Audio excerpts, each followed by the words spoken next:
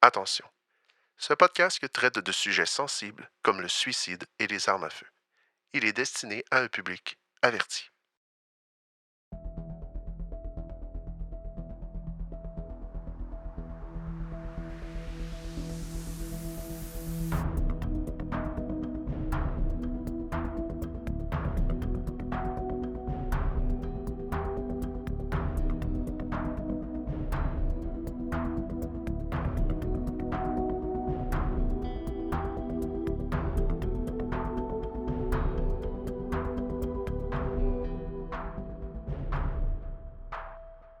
Bonjour et bienvenue à ce deuxième épisode de Procès-verbal. Bonjour, bienvenue 6 mois plus tard. On a fait un petit saut dans le temps, Un jump. un gros jump. Ouais. C'est passé pas mal de choses. Mm. Puis, Surtout quand on est deux mères de famille, c'est ça que ça fait. ah oui. Puis nous, on a eu un décès important dans notre famille. Fait que Aussi, ça a oui. comme mis un peu sur pause ce projet-là qu'on a tassé de côté, mais qu'on avait toujours en tête. Ouais. C'est vrai que j'avais oublié cet épisode-là, on dirait. C'est loin, mais pour nos Oui. auditeurs, c'est pas très loin. Non, en effet. Bienvenue dans notre futur. Ou le passé du futur. Trop compliqué. C'est trop tard. Il est trop tard pour que je réfléchisse. 9 heures. Tu sais, là, j'aille me coucher, je pense. Pour eux autres, c'est peut-être le matin Oui. Ou l'après-midi. ou la nuit. Moi, c'est toujours l'après-midi que j'écoute mes podcasts. Moi, j'en écoutais la nuit auparavant. Oui, parce que aussi, je pense que... T'avais-tu changé d'emploi? Pas encore Pas au moment encore, de hein? l'épisode 1. Fait que changement d'emploi, tout le kit. Moi, ma vie, elle reste pareille, mais avec un peu de péripéties. Hmm. Il n'y a pas de grands changements, mais il y a juste des péripéties, puis... La vie, hein? La vie en général. Oui. Bon, fait qu'on va arrêter de parler de notre vie. Toi, tu vas parler de la vie de quelqu'un d'autre, j'imagine, aujourd'hui? Ben oui, on s'en va dans l'ouest du lac Saint-Jean. Oh yeah, on reste au lac. On reste au lac. Mais nous autres, on appelle ça le haut du lac, par contre. Tu sais, Le haut du lac? Ouais, le haut du lac, ça serait où pour toi? Écoute, moi, je viens quand même de Chicoutimi. Fait que là, moi, là, tu me parles du lac. Souvent, le lac, c'est le lac. Le haut du lac, ça serait-tu comme Dolbeau-Mistassini? Dans ces coins-là, oui. Ouais, hein? OK. Ben, c'est où d'abord? Dis-moi ça. On va commencer avec le début. Donc, on se replace, on revient, on refait un autre bond dans le passé, mais cette fois-ci un petit peu plus loin. On s'en va le 19 février 2012. On a 4 motoneigistes qui circulaient entre Saint-Thomas-Didyme puis Normandin sur des lots privés. On est quand même dans le secteur de Dolbeau, là. Je me replace mal. T'en replaces Saint-Thomas-Dim-Dim. C'est où ça, déjà? Normandin, OK, Normandin. Oh, OK, c'est beau. Girardville, le village du Père Noël. OK, c'est beau. Je me replace. Fait qu'ils recherchaient un sentier. Fait que les motoneigistes se sont retrouvés sur un chemin sans issue, puis ont dû rebrousser chemin. Ils étaient habitués de circuler hors des sentiers balisés.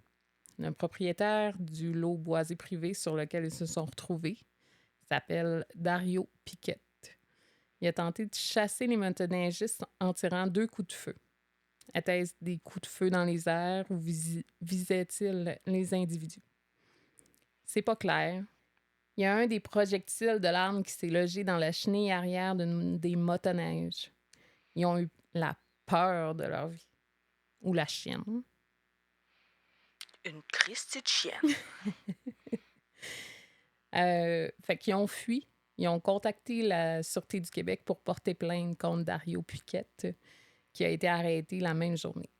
Les policiers y ont retrouvé des armes mal entreposées à son domicile. Donc, il y a des accusations qui vont s'être ajoutées au fait également qu'il avait tiré des coups de feu.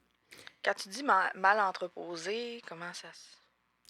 Ben, c'est normalement, il y a des règles, des lois qui sont établies pour que tu gardes tes armes à feu à ton domicile. Je peux pas trop élaborer sur comment, parce que j'ai pas ce permis-là moi-même. Mais quand tu as des armes à feu, tu as un cours de maniement puis d'entreposage d'armes que tu dois avoir chez toi. Il faut que ça soit verrouillé. Il ne faut pas qu'il y ait des munitions à l'intérieur Mhm. non plus. C'est la même chose quand tu transportes les armes à feu. Fait que quand tu les transportes dans ton véhicule, c'est un peu la même chose. Fait que mal entreposé, c'est juste que ça signifie que ces règles-là n'ont pas été respectées. Fait que ça peut être une arme à feu, comme on peut voir dans les films, admettons, américains. Le 12 qui est directement à côté de la porte, pas verrouillé, puis chargé. Ah, mais lui, il y a des armes chez eux, probablement, c'est juste un chasseur. C'est pas. Il n'y a pas de raison, non? En 2012, en plus, là. C'est Ben, pas si loin que ça, hein. il y a beaucoup de gens qui ont des armes à feu chez eux, même si on est au Québec et non Ouais. aux États, mais souvent c'est pour la chasse. Euh, Donc, c'est un peu étrange de parler de ça quand même aujourd'hui parce que dans l'actualité présentement, il y a une autre histoire semblable dans la région. Il y a Sylvain Saint-Pierre qui a atteint par balle, lui, un motoneigiste, qui s'était introduit sur ses terres à son chalet à la Dorée en 2023. Fait qu'on a comme 2 fois la même histoire, quand même dans des secteurs reculés du lac, mais c'est ça, c'est totalement différent. Mais j'irai pas plus loin pour Sylvain Saint-Pierre parce que son procès n'est pas terminé puis il est en cours présentement. C'est pour ça qu'il est dans l'actualité. Fait que s'il y a des curieux, vous pouvez faire des recherches sur lui dans les journaux. Mais si on revient à nos moutons, on a peu d'informations sur Dario Piquette. C'est un homme de 38 ans. Il habite Saint-Thomas-Didyme. Il est sans antécédent judiciaire. C'est même un comédien dans la pièce de la route. Il est comédien dans la pièce de la route des 1001 histoires. C'est un spectacle pour faire découvrir la riche histoire de la MRC Maria Chapdelaine. Maria Chapdelaine, toi? Oui, ça me dit quelque chose, oui. L'Imena Maria. On est dans le coin de Dolbeau, là, dans ces... Oui. Pour ceux qui sont jamais allés, dans le fond, l'Hymen à Maria, je me souviens plus c'est quoi, pourquoi ils ont fait ça, mais c'est vraiment un hymen géant en statue touristique là, que tu peux aller voir puis aller prendre des photos. Puis je pense que il n'y a pas une personne qui n'a pas fait le tour du lac sans prendre de photos avec. Moi, de tous les gens que je connais qui ont fait le tour du lac, ils ont pris une photo avec l'hymen à Maria. Sauf toi, clairement. Ouais, Que... pas moi. Non, bon, Puis j'ai hey. pas lu le livre non plus. J'ai pas lu... Je me suis pas aventurée dans les livres, mais moi, j'ai une belle photo là, d'hymen avec ma face. C'est pas ben c'est pas ben surprenant en connaissant ton personnage. Oui, OK, bon. Ben, J'aime ton ça prendre des personnage. photos d'hymen.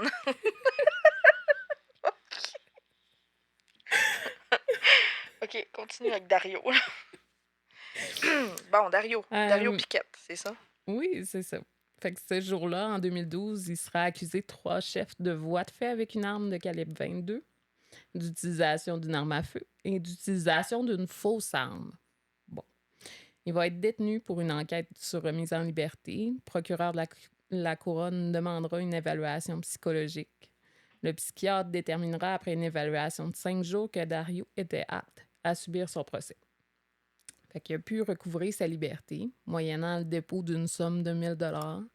Parmi les conditions qui lui sont imposées, il devait respecter un couvre-feu et habiter chez son frère à Saint-Prime. Son frère s'étant proposé pour l'accompagner et le soutenir. Aucun autre détail ne sera divulgué sur cette histoire et le procès n'aura jamais lieu. Pour vrai? Ouais. Fait que si c'est pas une histoire de meurtre ou de fait sordide, pourquoi je vous parle de ça aujourd'hui? Je sais pas. Parce qu'on dirait que je trouve que ça finit tôt. Qu'est-ce qu'elle a, cette histoire-là?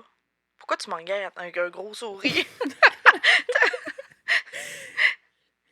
Ben, en fait, c'est que le nom de Dario Piquette, il va revenir dans l'actualité au mois de septembre de la même année. Fait qu'au mois de septembre en 2012, parce que ça s'était déroulé à l'hiver. Fait qu'il a maintenant 39 ans, puis il sera porté disparu le 4 septembre 2012. sera vu pour la dernière fois dans le secteur d'Alpanel. Son véhicule sera retrouvé 3 jours plus tard dans un chemin forestier à une dizaine de kilomètres de l'intersection de l'avenue du Rocher et du Rang 4, soit entre Normandin et Saint-Thomas-Didyme. Pas un endroit qu'il fréquentait. Ses effets personnels seront retrouvés dans sa voiture, soit une Toyota Echo. Donc, ses clés, son portefeuille, ses vêtements qu'il portait le jour de sa disparition. Fait que les dernières personnes qui l'avaient vu habillé comme ça, les vêtements vont être retrouvés dans son véhicule. Hey. On dirait que je m'attendais pas à ça. Depuis tantôt, je me dis, hey, mais Dario, il a pas de l'air gentil. Puis là, je le juge. Puis là, ben c'est lui, dans le fond. C'est lui qui disparaît. Exactement. J'avais comme pas compris ça, moi, là. Fait que lui, c'était un trappeur. Il avait l'habitude de se promener en forêt. Il pouvait avoir parcouru pas mal de chemins à pied.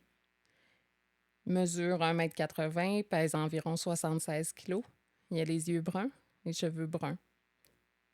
Donc, un homme pas mal dans la moyenne, si on veut. Dans la moyenne, non. Un homme de type... je sais pas comment dire. Un homme dans la moyenne. Ouais, non, ben c'est Mais dans ça, tu sais. ce sens- Un homme brun. Ben, c'est- Non, pas un homme brun. Oh, coupe ça. Coupe ça. On peut plus dire ça en 2025, un homme brun. Mais un homme aux yeux bruns, cheveux bruns. OK, Tu sais, ouais. il n'y a pas de détail qui sort de l'ordinaire, admettons. Ouais. Ouais. C'est pas une norme, mais c'est comme un... OK. Ses proches avaient des raisons de craindre pour sa sécurité. Les policiers du poste de Dolbeau ont traité l'affaire comme la disparition d'une personne suicidaire ou en détresse psychologique.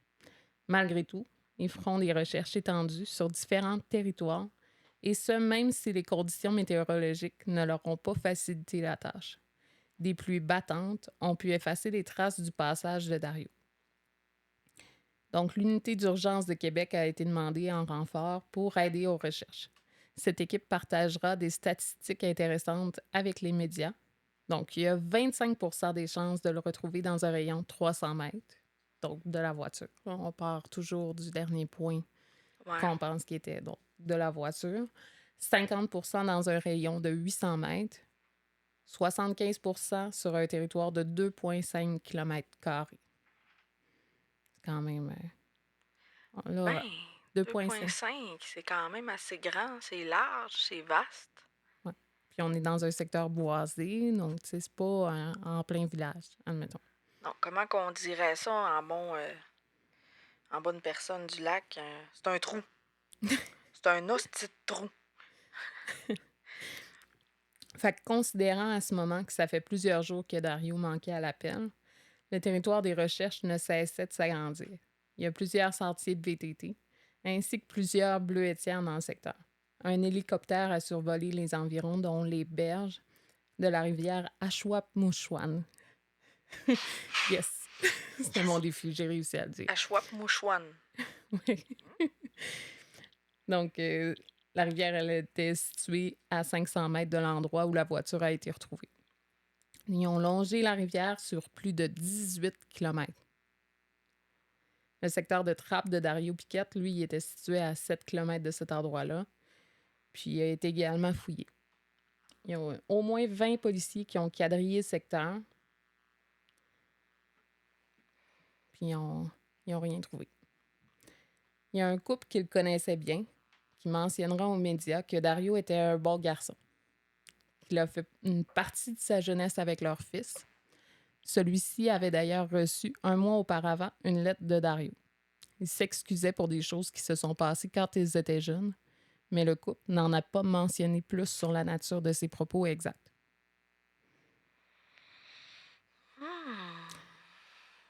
Donc, le mystère plane sur sa disparition. Les recherches se sont déroulées sur plus d'1 semaine, puis seront ensuite suspendues en attente de nouveaux éléments. Ses proches craignent pour sa sécurité et la thèse du suicide semble la plus probable depuis le tout début. Il ne faut tout de même pas sauter aux conclusions. Mais aurait-il pu fuir ses problèmes juridiques ou refaire sa vie ailleurs? C'est toute qu'une question, ça. Tant qu'il n'est pas retrouvé, ça va être difficile pour sa famille de faire complètement leur deuil. Pour le côté plus humain, par contre, dans mes recherches, j'ai trouvé que Dario, il semblait très artistique. J'ai même retrouvé une planche de BD qui est dessinée à l'âge de 11 ans, qui a été publiée en 1985 dans le journal Le Quotidien. Oh! Donc, notre petit journal régional qui regroupe toute la région. Ça peut sembler banal, là, mais c'est un combat avec des personnages comme He-Man et Skeletor. Je sais pas si tu connais. Mm-mm. Non plus. C'est pas. C'était de ma génération, mais ça faisait pas partie de mes connaissances. Donc, c'est une trace dans l'histoire de son passage de vie. C'était émouvant de retrouver une petite trace positive sur lui, et ce, même si je connaissais pas vraiment l'univers qui entourait la BD. Fait que c'est tout. On n'a jamais retrouvé sa trace. À chaque fois qu'il y a un corps qui est retrouvé dans la région, c'est sûr que son nom refait surface. Puis j'invite toute personne qui dispose d'informations concernant cette disparition à communiquer avec la centrale d'information criminelle. Tout indice pourrait aider à résoudre cette disparition. Puis si vous visitez le secteur, il faut garder un œil ouvert en forêt. Puis si vous ou l'un de vos proches avez des pensées suicidaires, n'oubliez pas que des ressources existent par texto, clavardage, téléphone, tels que suicide.ca ou encore le Centre d'écoute et de prévention du suicide 02 ou même le 811. Vous n'êtes jamais seul, il y a toujours de l'aide disponible. Mais je m'attendais pas à ça. On dirait que j'avais jamais entendu cette histoire-là. On dirait que faudrait peut-être que je m'intéresse plus à notre coin. Hein. On a tendance à aller un petit peu plus Québec, Montréal ou même ailleurs dans le pays ou dans d'autres pays, tout court. Mais c'est fou parce que on dirait que le fait qu'un mois avant, il aille envoyer comme une lettre, puis qu'après ça, il disparaisse. Puis on s'entend que c'était à un ami d'enfance, c'était pas à une personne qui était proche de lui. Mhm. Est-ce qu'il a envoyé des lettres à sa famille ou autre? Ça, on sait pas. C'est pas mentionné non plus. Là. Hmm. Puis le fait d'avoir, tu sais, d'avoir fait ça, là, justement, là, au moment, tu sais, parce qu'on le sait, parfois, les gens en situation qui sont un petit peu plus vulnérables, ils peuvent avoir des comportements, tu sais, imprévisibles. Puis, il n'y a pas de jugement, là, mais tu sais, il a quand même tiré des coups de feu. Est-ce que, tu sais, c'était un appel à l'aide? On ne sait pas, tu sais. Est-ce que c'était tu sais, faites quelque chose parce que si vous faites rien, moi, je disparais, tu sais, je sais pas. Je suis pas la professionnelle, là, mais ça reste quand même... Ou, tu sais, de la manière que tu parlais, moi, je pensais que tu allais t'enligner que, justement, il y avait des personnes qui auraient voulu se venger de ça, tu sais. Parce que se faire justice eux-mêmes, parce qu'il n'y a pas eu de procès. Pourquoi déjà qu'il n'y avait pas eu de procès? Parce qu'il a disparu au final. Parce que les OK. délais sont quand même assez longs. Là, on se rappelle qu'on était au début au début 2012, Mhm. tandis qu'à la fin, on est rendu en septembre. Fait que, OK. admettons qu'on a 7 mois qui se sont écoulés entre les le moment où il a commis ses actes avec des armes, puis le moment où il a disparu. Mais c'est pas assez de temps nécessairement pour qu'il y ait eu un procès. Oui, il y a eu d'autres dates probablement au niveau judiciaire et autres, mais c'était pas assez de temps pour que le procès ait lieu. OK. Fait que l'hypothèse d'avoir comme un... Tu sais, de vouloir se faire justice. Puis, tu sais, encore là, je comprendrais d'un sens que quand même, ça aurait pu arriver ailleurs que sur la motoneige. On s'entend. Mais je trouve que... on dirait que je trouve ça bizarre. Je trouve ça bizarre, mais en même temps, peut-être que justement, c'est ça. Il y avait peut-être des un certain épisode dépressif ou... puis, parce que ça arrive à tout le monde, là, en passant. Mais tu vois, j'avais pas pensé à ça du tout. Là. Parmi toutes les recherches que j'ai faites, ton hypothèse de cette possibilité-là que quelqu'un aurait pu se venger. Tu sais, Ben, lui fuir ou tu sais, au niveau du suicide, mhm. tu sais, pour moi, ça m'apparaît plausible, mais j'avais pas pensé à l'idée de vengeance. Parce que faut juste voir un peu, là, tu sais, mettons, dans la région, je sais pas, dans les régions, il peut y avoir des gangs, des affaires de même. Mais tu sais, mettons, là, nous autres, là, au Saguenay-Lac-Saint-Jean, tu sais, au lac, puis tout le kit,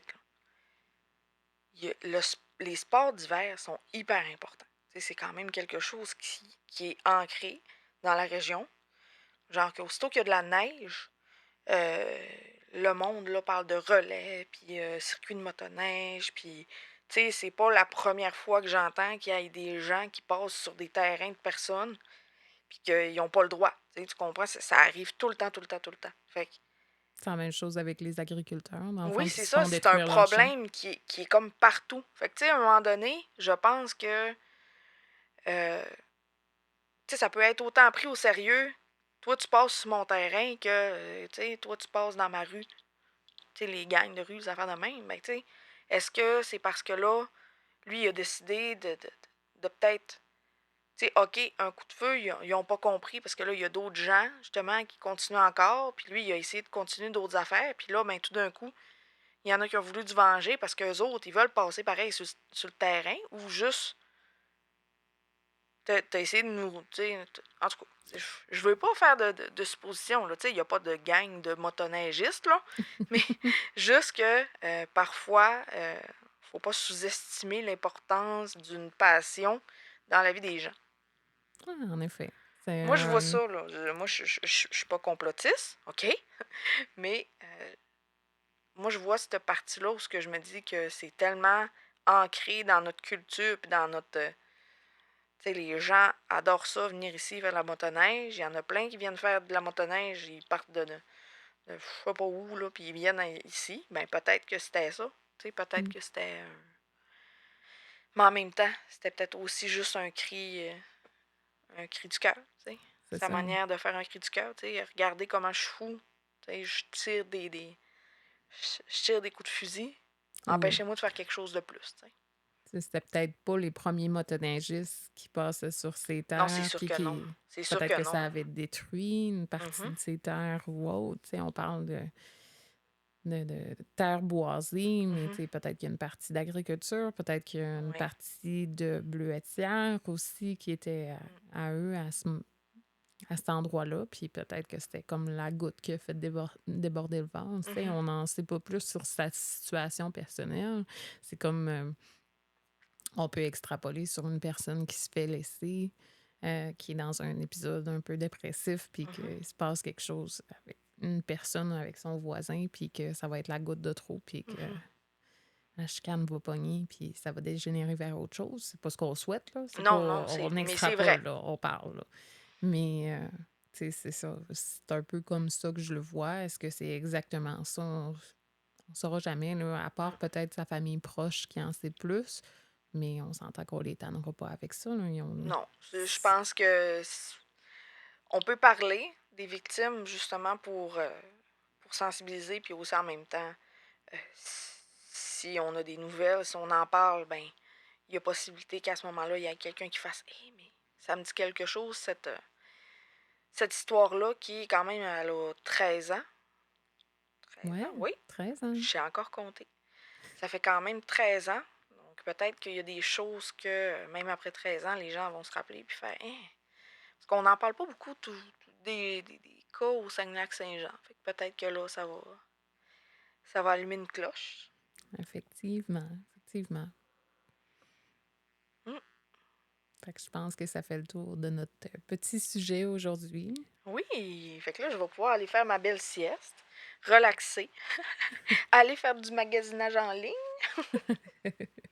Mais merci pour nous dire, de nous dire ce que tu fais les soirs. Justement, pendant que je magasine le soir, j'écoute des podcasts. Puis c'est ainsi le podcast que j'écoute. Je voulais justement te le proposer. C'est sur la piste du crime. C'est deux personne, je pense qu'ils sont plus dans le Québec anglo, peut-être Canada, en tout cas. Je peux pas te dire sont où, OK? Je suis pas bonne géographiquement, mais ils sont super sympathiques. Puis en plus, ce que j'aime, c'est l'authenticité parce que ils sacrent. Tu sais, ils vont sacrer, ils vont dire ce qu'ils pensent de ça. Puis j'aime bien. J'aime bien, mais j'ai pas comme de sujet en particulier là, ou d'épisode à te proposer. T'as juste à aller voir. Puis moi, souvent, je commence du début, mais il y en a qui préfèrent écouter elle du dernier, tu sais, la Ouais. dernière. Mais en tout cas, je vous le suggère, ils sont super gentils. Puis je pense que c'est René et Mireille, si je me trompe pas. Je vais te valider ça. Oui, Mireille et René.